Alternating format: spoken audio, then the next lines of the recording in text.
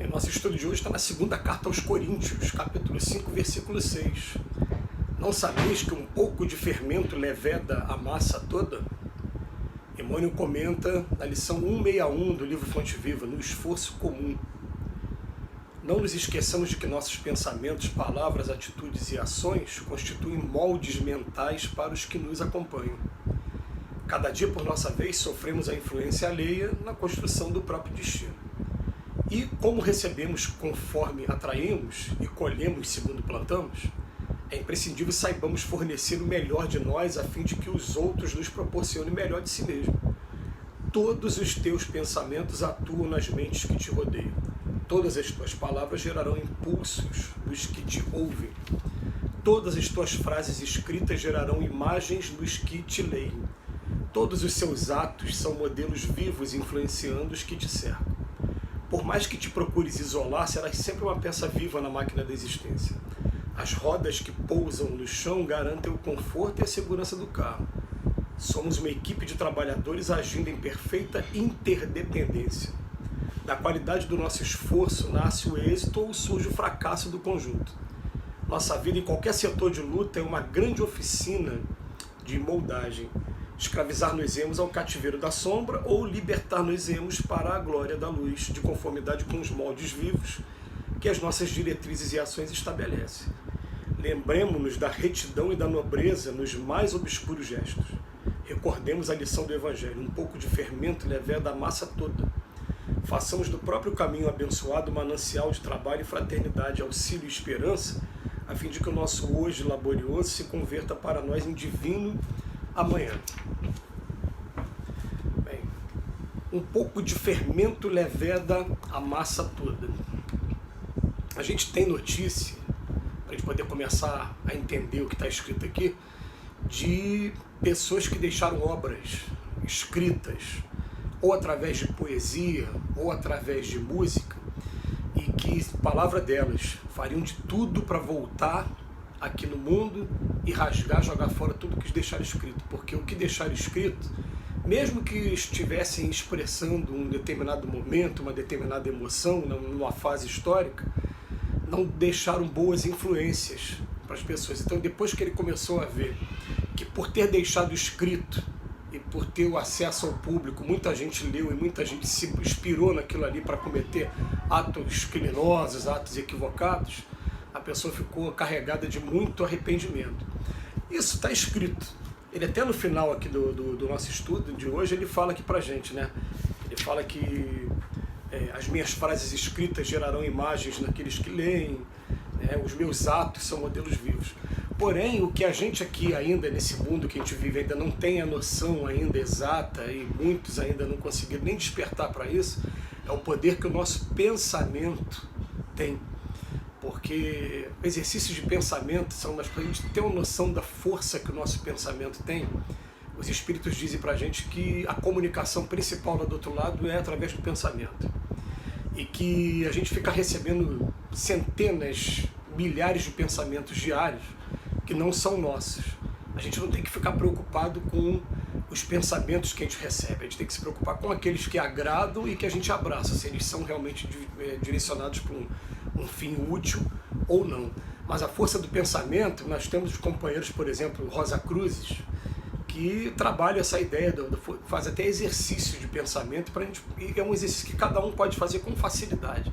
Vocês querem ver um exercício simples? Você ficar, por exemplo, parado num ponto do ônibus, e você escolhe uma pessoa que esteja a 10, 20 metros, um pouco distante dela, e pensa nela com força mesmo de pensamento, né? E olha para ela. Aquele teu pensamento vai trazer uma impressão nela, que ela mesmo sem te conhecer, onde ela estiver, ela vai virar na tua direção para ver de onde está vindo aquilo ali, né, que ela está sentindo, e logo depois que ela vê que é uma pessoa que ela não conhece, ela vai, dentro da razão dela, ela voltar ao normal, mas o teu pensamento gerou uma diferença ali naquela pessoa. E a gente não se dá conta de que, por exemplo, às vezes a gente entra num determinado local, como já aconteceu comigo algumas vezes, um ônibus, e está vendo um pensamento triste, uma coisa de tristeza, e eu estou pensando comigo, falo, peraí, esse pensamento não é meu, porque eu não estou tendo motivo para ter tristeza hoje. Eu não estou me dando conta de que está vindo de alguém por perto. Então, se você tiver essa sacada na hora, você fala, poxa, de quem está vindo. Você começa a ver, está vindo dali. É aquela pessoa que está triste desse jeito. Isso é uma arte que pouca gente tem, que a gente deveria desenvolver mais, né? Saber identificar quando a pessoa está triste, precisando de ajuda, para a gente tentar fazer alguma coisa para modificar aquele quadro. Mas a gente vai vendo o seguinte, que o nosso pensamento ele deixa impregnado o local que a gente está.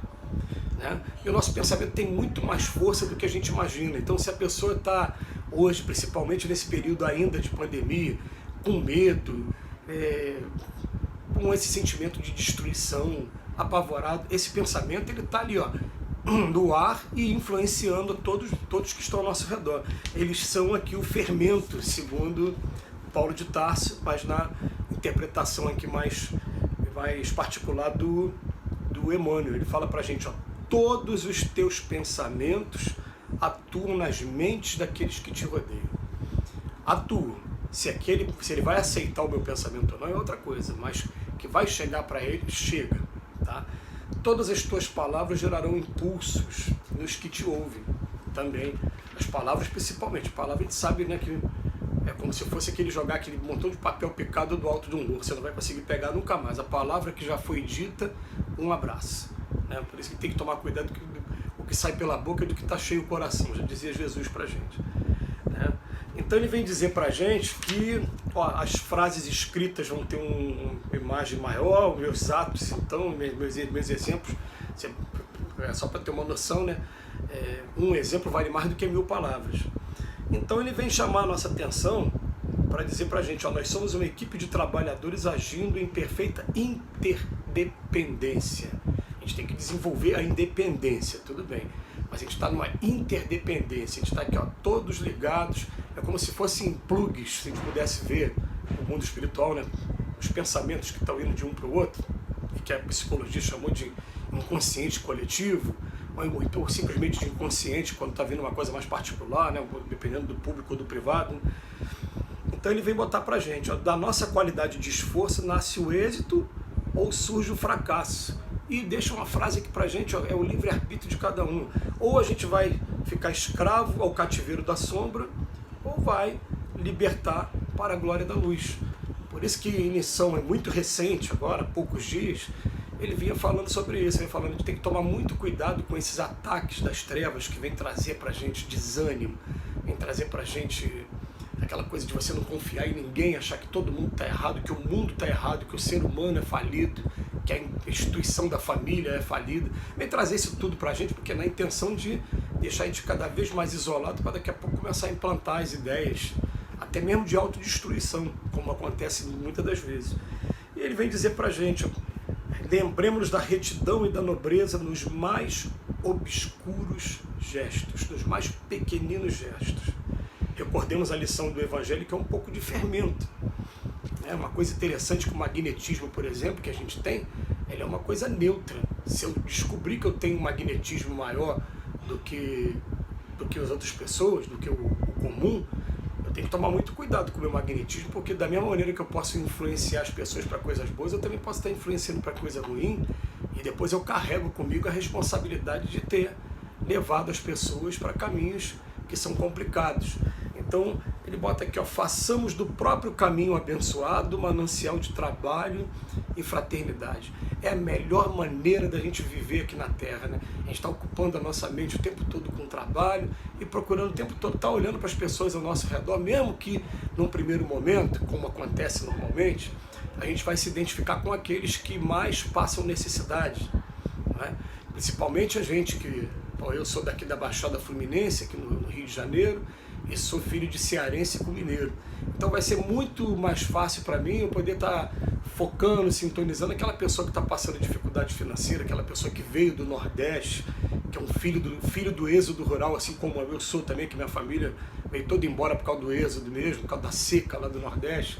É muito mais fácil, mas daqui a pouco a gente começa a aumentar o nosso ciclo de ação, começa a olhar de maneira diferente para todos, e a gente sonha assim com um dia. Por isso que é bom a gente repetir sempre.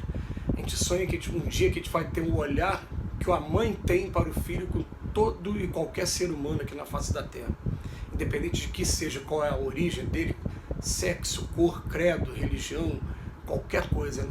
A gente vai chegar a esse ponto. Mas por enquanto vamos cuidar principalmente dos nossos pensamentos porque eles são também fermento que levedam toda a massa.